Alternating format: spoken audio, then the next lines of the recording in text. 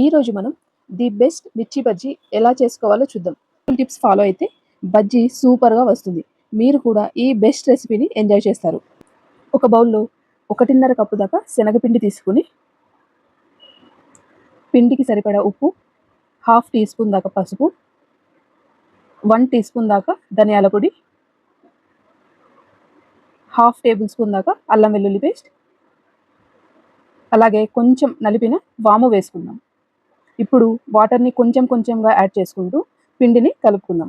పిండిని మరీ పలుచగా ఉంటే మిర్చి మీద సరిగ్గా కోటింగ్ పడదు. ఫ్రై చేసినప్పుడు బజ్జీ చూడడానికి కూడా అంత బాగుండదు. ఇంకో ఇంపార్టెంట్ టిప్ ఏంటంటే ఫైన్ పౌడర్లా ఉండే రెడీమేడ్ శనగపిండి కన్నా కొంచెం బరకగా ఉన్న పిండి తీసుకుంటే బజ్జీ టెక్స్చర్ చాలా బాగా వస్తుంది. కుదిరితే శనగపిండిని మిల్లులో బరకగా పట్టించి తీసుకోండి.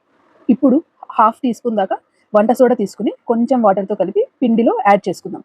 ఇప్పుడు ఇందులో వేడిగా ఉన్న నూనెని 1 టేబుల్ స్పూన్ దాకా పిండి మీద పోసి స్పూన్తోనే అంతా కలిపి పక్కన ఉంచుకోండి.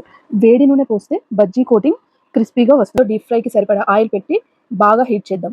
ఆయిల్ హీట్ అయ్యాక మిర్చిని మధ్యలో పట్టుకుని పిండిని ఇలా ముంచి మిర్చి మొత్తానికి కోటింగ్ సరిగ్గా పట్టేలా తీసి ఆయిల్లో వేసుకుందాం.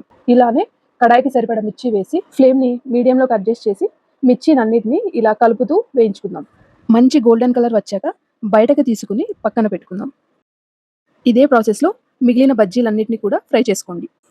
ఇప్పుడు మనం ఫ్రై చేసుకున్న మిర్చి బజ్జీలో మధ్యలో ఆల్రెడీ ఉన్న గ్యాప్లో ఈ స్టఫింగ్ని బాగా ఫిల్ చేసుకుందాం. అంతే అండి. నేను చెప్పిన ఈ టిప్స్తో మీరు కూడా ఒక్కసారి ఈ మిర్చి బజ్జీని నా స్టైల్లో ట్రై చేసి చూడండి. ది బెస్ట్ మిర్చి బజ్జీని టేస్ట్ చేస్తారు.